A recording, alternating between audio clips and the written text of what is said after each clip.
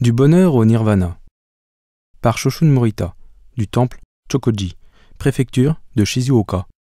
Qu'est-ce que le bonheur? Tout le monde s'est probablement posé la question à un moment donné de savoir ce qu'était le bonheur. On appelle communément bonheur un grand nombre de choses. Celles-ci varient en fonction de chaque individu et comprennent des choses telles que l'acquisition de biens matériels, de belles sommes d'argent, être en bonne santé, vivre longtemps et être entouré de sa famille et ses amis. En y réfléchissant soigneusement, on se rend compte que nos visions du bonheur ont une chose en commun. Nous ne savons pas quand nous perdrons ce bonheur. On pourrait aussi dire que c'est quelque chose qui change selon notre environnement et les circonstances. Le Bouddha Shakyamuni recherchait lui aussi le bonheur.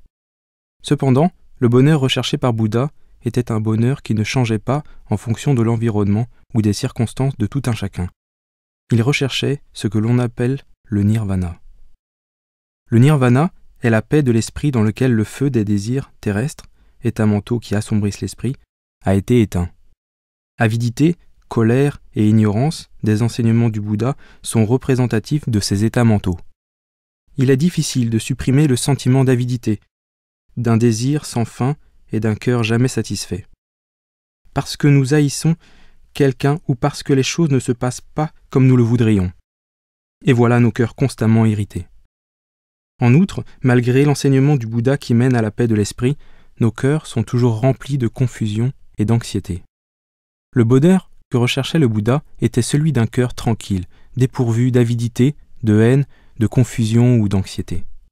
C'est le 15 février de chaque année que se tient Nehanhe, la cérémonie célébrant l'entrée dans le nirvana du Bouddha.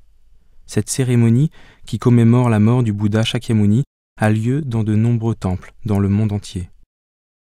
La saison à laquelle a lieu la cérémonie n'est-elle pas une période propice pour réfléchir à ce qu'est le bonheur véritable ?